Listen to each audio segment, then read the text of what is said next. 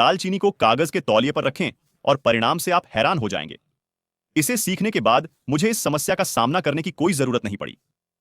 मुझे यकीन है कि आपने कभी सोचा नहीं होगा कि तौलिया इस प्रकार इस्तेमाल किया जा सकता है, लेकिन इसका उपयोग जानने के बाद आप निश्चित रूप से इसे अपने घर में उपयोग करना चाहेंगे।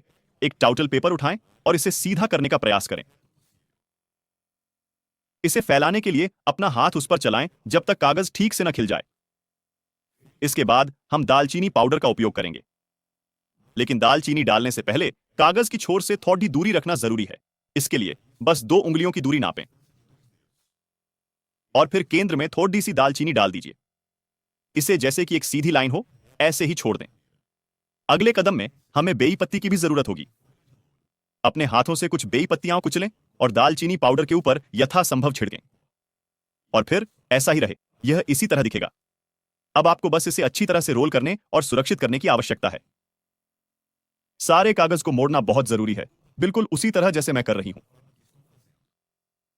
मैं समझता हूं कि आप द्वारा प्रश्न किया जा रहा है कि इसका उपयोग क्या है।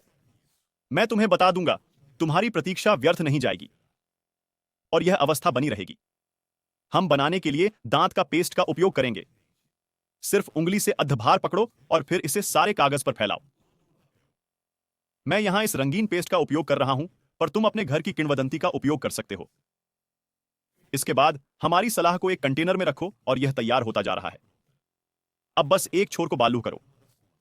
तुम्हें इसे आग पर नहीं छोड़ना है, सिर्फ ब्राजरेट, क्योंकि हमें धुआं की आवश्यकता है। और दोस्तों, जो हमने अभी तैयार किया है वह एक शक्तिशाली घरेलू रिपेलेंट है।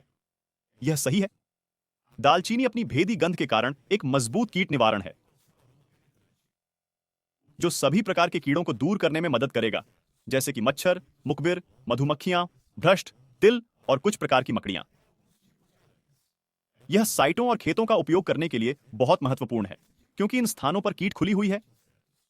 इसीलिए अपने घर में इसे बनाने के लिए जरूर करें। आप निश्चित रूप से परिणामों से प्रसन्न होंगे। एक गले लगाने और मैं तुम्हें अगली वीडियो में देखूंगा।